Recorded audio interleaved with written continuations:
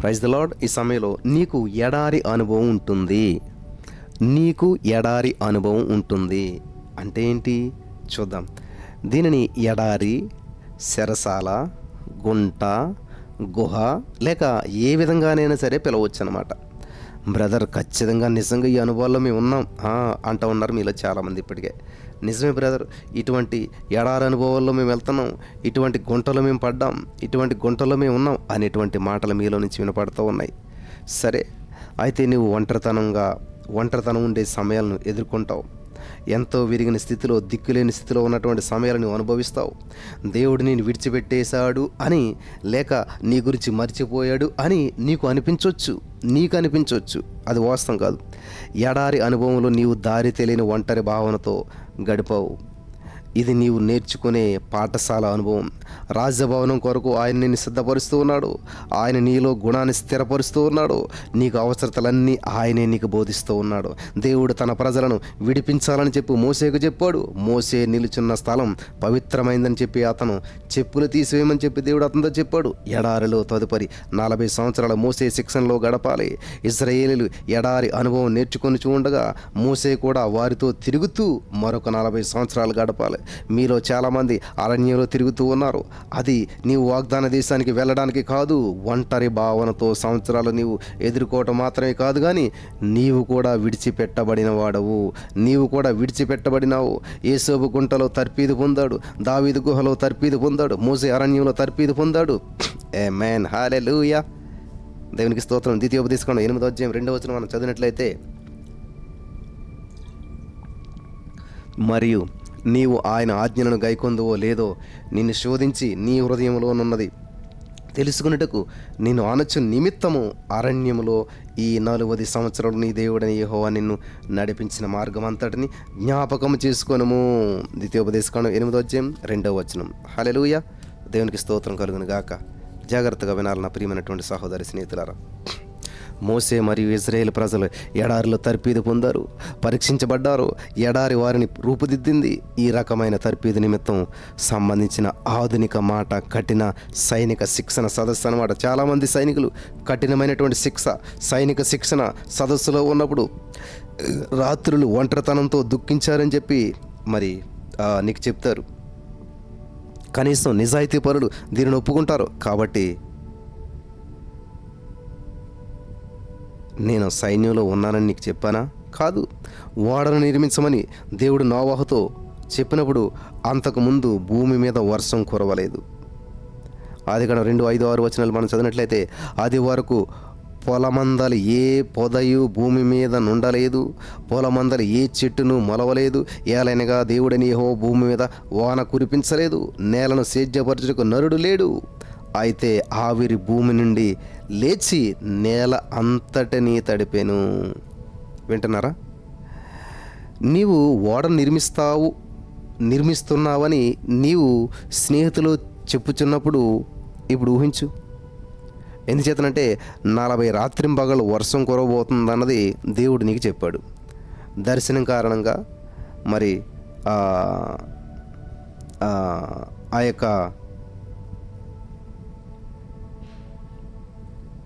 ఈ యొక్క ఒంటరితనంలో ఆ భావనలో హృదయ వేదన అవుతూ ఉండాలి. నీకు మతిపోయిందని చెప్పి ప్రతి ఒక్కరూ తలస్తారు. త్వరలో నేను ఒంటరిగా విడిచిపెట్టేస్తారు. కలలో కనే తొలి యవన వ్యక్తి తన ఎడారి అనుభవాన్ని కూడా ఎదుర్కొని ఉండాలని చెప్పి మరి ఎదుర్కొని ఉంటాడు ఖచ్చితంగా. ఆదికాండం 37:5లో యోసేపు ఒక కల కానీ తన సహోదరులతో అది తెలియజెప్పగా వారు అతని మీద మరీ పగపట్టారు. ఆదికాండం 37:19లో వారు ఇదిగో కలల కన్నవాడు వచ్చుచున్నాడు అని. ఎడారి ప్రయాణ కాలంలో కలవరపడటం, భ్రమ తొలగడం సులువు. ప్రియులారా గమనించాలి. నేను ఒంటరిగా ఎందుకున్నాను, ఎవరు నాకు ఎందుకు సహకరించరు, ఎందుకు దేవా ఎందుకు అని మీలో చాలామంది ప్రశ్నించుకుంటూ ఉంటారు. ఇప్పుడు యోసేపు గుంట నుండి బయటకు తీయబడినాడు. తర్వాత బానిసత్వానికి అమ్మివేయబడ్డాడు. ఒంటరి అనుభవం నుంచి మరొక అనుభవానికి వెళ్ళాడు. అతడు నమ్మినటువంటి ప్రజలు అతన్ని విడిచిపెట్టడం ప్రారంభించారు. వింటున్నారా? అతని గురించి అబద్ధమాడారు. అతడు జైల్లో వేయబడ్డాడు. యూసుఫు ఏ విధంగా తలంచి ఉంటాడో నీవు ఊహించగలవా? ఐగుప్తుకు అతన్ని ప్రధానిగా చేస్తానని దేవుడు అతనితో చెప్తూ ఉన్నాడు. అయితే తనకు తానే అతడు ప్రధాని అవుతాడని చెప్పి ఆయన అతనికి చెప్పలేదు. చేయని నేరానికి 13 సంవత్సరాలు జైల్లో ఉండటం వలన అతడు ఏమని తలంచుంటాడో నీవు ఊహించగలుగుతావా? నీవు కూడా అటువంటి పరిస్థితిలో ఉండుండొచ్చు. నీవు నమ్మకంగా ఉన్నావు, దేవుని యందు నమ్మకం ఉంచావు, నీవు ప్రార్థన చేస్తూ ఉన్నావు, ఉపవాసాలు ఉంటున్నావు, ఎర్లీ మార్నింగ్ 3:30 ప్రేయర్కి నువ్వు అటెండ్ అవుతూ ఉన్నావు, అన్నీ నమ్మకంగా చేస్తున్నా కానీ నువ్వు ప్రార్థించావు, ఇతరులను ప్రేమించావు, మరి నీవు మత్సరంతో లేవు, నీవు కోపంగా లేవు, అయినా సరే నీవు ఇంకా శ్రమ పడుతున్నావు. ఒంటరితనం నేను వెంటాడుతూ ఉంది. ఒంటరితనం ప్రక్రియను నీవు ఎలా ఎదుర్కొంటావు? నీవు మంచి కార్యం చేస్తూనే ఉన్నావు, అయితే నీకు చెడ్డ కార్యాలన్నీ సంభవిస్తున్నట్లు కనిపిస్తుంది. దేవుడు నీ కలలను ఆలస్యం చేస్తున్నాడా, లేకపోతే దేవుడు తన వాగ్దానం నెరవేర్చడంలో తప్పిపోయాడా? వేరొక విధంగా నీవు ఎడారి అనుభవంలో ఉన్నావా? చింతించవద్దు. కలగనే ప్రతి వ్యక్తి దీని గుండా వెళ్ళాలి. ఆమేన్, హల్లెలూయా. జాగ్రత్తగా గమనించాలి ప్రియులారా, కలగనేటువంటి ప్రతి వ్యక్తి దీని గుండా వెళ్ళాలన్నమాట. కాబట్టి ఈ రోజున ఈ యొక్క మాటలు వింటారు నా ప్రియమైనటువంటి సహోదరి స్నేహితులారా. యేసయ్య నిన్ను ఎంతగానో ప్రేమిస్తూ ఉన్నాడు. నీ జీవితంలో అనేక అద్భుతాలు చేయడానికి గొప్ప గొప్ప ప్రణాళికలను ఆయన సిద్ధం చేసి ఉంచాడు. నువ్వు నమ్మిన ఎడల దేవుని శక్తిని అనుభవిస్తావు. నువ్వు నమ్మిన ఎడల దేవుని కార్యాలను చూస్తావు. మరి ఒక సేవకుడు మరి వాళ్ళ భార్య ఒక సంఘం స్థాపించినప్పుడు మరి దయచేసి సంఘం గురించి ఎవరికి చెప్పొద్దు అని చెప్పి మరి ఆ కుటుంబ సభ్యుల్లో ఒకరు చెప్పారంట. ఈ పాస్టర్ గారు సేవ చేస్తుంటే వాళ్ళ కుటుంబంలో వారు అన్నారంట, హలో నువ్వు సంఘం పెట్టావు కానీ ఎవరికి చెప్పొద్దు అని చెప్పేసేసి అన్నారంట. నీవు నీ సంఘాన్ని స్థాపించి ఏ విధంగా ప్రజలకు చెప్పకుండా ఉంటావు? ఒక సమయంలో మనకు మరి ప్రోత్సాహం ఎంతో అవసరం కాబట్టి అవమానపరిచే మాటలు, అభ్యంతరకరమైన మాటలు మనం వింటూ ఉంటుంటాం. ఆ విధంగా ఎవరికి చెప్పొద్దు, నీవు ప్రేమించేవారు నిన్ను ప్రోత్సహిస్తారని చెప్పి ఎదురు చూసినప్పుడు వారి నుంచి ఏ విధమైనటువంటి ప్రోత్సాహం లేక వ్యతిరేకత వచ్చినట్లయితే నువ్వు గాయపరచబడతావు. దేవుడు నిన్ను, నీ కుటుంబాన్ని, నీ స్నేహితులను మర్చిపోడే నువ్వు అనిపించవచ్చు. తీసుకోవలసిన మరొక ఉదాహరణ 1 సమూయేలు 16వ అధ్యాయంలో వ్రాయబడినటువంటి దావీదు గురించి. సమూయేలు దావీదు తల మీద నూనె పోయట ద్వారా రాజుగా ఉండుటకు అభిషేకించాడు. దేవుని అభిషేకం ఇప్పుడు దావీదు మీద ఉంది. అయితే మీరు గమనించాలి, దేవుని యొక్క అభిషేకం దావీదు మీద ఉన్నది. అయితే ఇక్కడ మీరు గమనించాలి, త్వరలోనే అతడు తన ప్రాణాన్ని కాపాడుకోవడానికి పరిగెత్తబోతున్నాడు. రాజైన సౌలు అతను చంపాలని కోరాడు. అప్పుడు దావీదులో ఏకాంత ప్రక్రియ పనిచేయటం ప్రారంభమైనది. హల్లెలూయా, దేవునికి స్తోత్రం కలుగును గాక. అతడు మరి నోబుకు, తర్వాత ఆకీసుకు, ఆ తర్వాత అదుల్లాముకు, ఇంకా ఆ తర్వాత మోయాబుకు పరిగెత్తాడు. అతడు ఎక్కడికి వెళ్ళనవసరం లేదు. సమస్తము అతని యందు మరి ఏమైందంటండి, సమస్తము కూడా అతని యందు కళతో పోటీ పడుతుంది. దేవుడా నీవెక్కడున్నావు అని అతడు అరిచి ఉండాలి. దావీదు గుహలో దాగి ఉండాలని చెప్పి దేవుడు కోరాడు. అతడు ఎడారి అనుభవం కలిగి ఉండాలని చెప్పి దేవుడు కోరాడు. నీవు ఒంటరిగా విడిచిపెట్టబడిన వాడుగా, నీవు అనుకున్న విధంగా జరగలేదని చెప్పి నీవు భావించినప్పుడు ఏ విధంగా స్పందిస్తావు? ఒంటరితనం కళ ప్రక్రియలో భాగమై ఉందని నీవు అర్థం చేసుకోవాలి. నీలో కళ నెరవేరుటకు ఒంటరితనంలో ఉండేది విరిగినటువంటి స్థితి. కాబట్టి కళ కనడం మానకు. వింటున్నారా ప్రియులారా? కళగనడం మానొద్దు. చాలా జాగ్రత్తగా వినాలి. కళగనడం మానొద్దు. దేవుడు నీ జీవితంలో కలుగు చేసుకుంటూ ఉన్నాడు.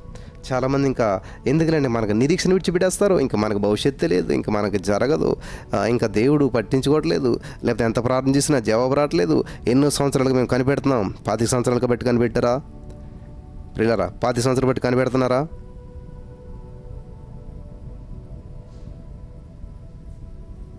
లేదు కదా. నెల, 2 నెలలు, సంవత్సరం, 2 సంవత్సరం, 3 సంవత్సరాలు ప్రార్థన చేసి విసిగిపోవద్దు. అబ్రహాముని చూడండి 25 సంవత్సరాలు, యేసోబుని చూడండి 14 సంవత్సరాలు. నెరవేరిందా లేదా? ఖచ్చితంగా. కాబట్టి ఈ రోజున జాగ్రత్తగా గమనించాలి. విరిగిన స్థితిని గురించి నీవు చెప్తున్నావా? అవును, నీ జీవితం త్యాగం చేయవలసిన క్షణం ఇది కావచ్చు. నీవు విరిగిన స్థితికి వచ్చే వరకు నీవు ప్రపంచానికి వరం అని నీవు అనుకున్న ఉద్దేశం ఎన్నడూ నెరవేరదు.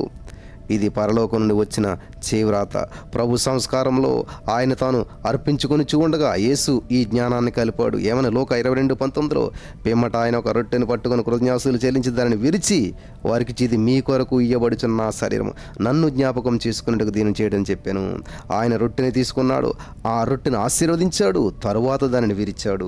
విరిచే ప్రక్రియ నీవు నిర్లక్ష్యం చేయలేవు. రొట్టె విరవకుండా ప్రభు సంస్కారం లేదు. ఆయన నిన్ను మొదటిగా విరిచే వరకు ఆయన నీకు ఏమీ ఇవ్వడు. ఈ సత్యాన్ని మరలా పౌలు వివరించి చెప్పడం మనం చూస్తూ ఉన్నాం. ఎక్కడంటే 1 కొరింథీ 11:23-24 నేను మీకు అప్పగించిన దాన్ని ప్రభు వలన పొందితిని. ప్రభువైన యేసు తాను అప్పగించబడిన రాత్రి ఒక రొట్టెని కృతజ్ఞతాస్తులు చెల్లించి దాన్ని విరిచి ఇది మీ కొరకై నా శరీరము, నన్ను జ్ఞాపకం చేసుకున్నట్టుగా దీన్ని చేయడని చెప్పాను. ప్రియులు గమనించాలి. నెంబర్ 1 ఇక్కడ 4 పాయింట్లు మనం నేర్చుకోవాలి. నెంబర్ 1 ఆయన నిన్ను స్వీకరిస్తాడు. నెంబర్ 2 ఆయన నిన్ను ఆశీర్వదిస్తాడు. నెంబర్ 3 ఆయన నిన్ను విరుస్తాడు. నెంబర్ 4 ఆయన నీకు ఇస్తాడు. తీసుకొనబడిన నాడు, యేసు పరలోకం నుంచి తీసుకొనబడినటువంటి నాడు మోసే నైలు నది నుండి తీయబడినాడు. దావీదు గొర్రెలు కాచేటువంటి స్థితి నుంచి తీసుకోబడ్డాడు. హల్లెలూయా. చూసారా, యేసుప్రభు ఎక్కడి నుంచి తీసుకోబడ్డాడు? పరలోక రాజ్యంలో నుంచి. మోసే నైల్ నది నుంచి తీసుకోబడ్డాడు. దావీదు గొర్రెలు కాచేటువంటి స్థితిలో నుంచి తీసుకోబడ్డాడు. ఆశీర్వదించబడినాడు. యేసు బాప్తీసం తీసుకునేటప్పుడు దేవుడు మాట్లాడాడు. దావీదు కుటుంబ సమక్షంలో సమయంలో అతను అభిషేకించాడు. మోసే ఫరో గృహంలో ఉంచబడ్డాడు. విరవబడినటువంటి అనుభవాలు మనం చూసినట్లయితే విరవబడినాడు ఎక్కడంట? యేసు కల్వరి శిలువలో మరి వేయబడ్డాడు. మోసే అరణ్యంలో విరవబడ్డాడు. దావీదు అదుల్లాము గృహంలో విరవబడ్డాడు. ఇవ్వబడింది ఎప్పుడంటే యేసు మన పాపాల నుండి రక్షించాడు. మోసే విమోచకుడు, దావీదు ఇజ్రాయేలుకు రాజైనాడు. నీ ఎడారిలో నుండి వెళ్ళిపోవద్దు. నీ ఎడారిలో నుండి నువ్వు వెళ్ళిపోవద్దు. కాబట్టి కలగనడం మానకు. నీ ఎడారిలో నుంచి నీవు వెళ్ళిపోవద్దు. దేవుడు నిన్ను మలిచే సమయం, దేవుడు నిన్ను ఆశీర్వదించే సమయం. ప్రియులారా, ఈ యొక్క 4 ప్రక్రియలు గుండా ఖచ్చితంగా నువ్వు వెళ్తావు. ఆయన నిన్ను స్వీకరిస్తాడు, నిన్ను ఆశీర్వదిస్తాడు, నిన్ను విరుస్తాడు, నీకు ఇస్తాడు. ఆమేన్. ఈ యొక్క మాటల ద్వారా పరిశుద్ధాత్మ దేవుడు మనల్ని బలపరచును గాక. ఆమేన్.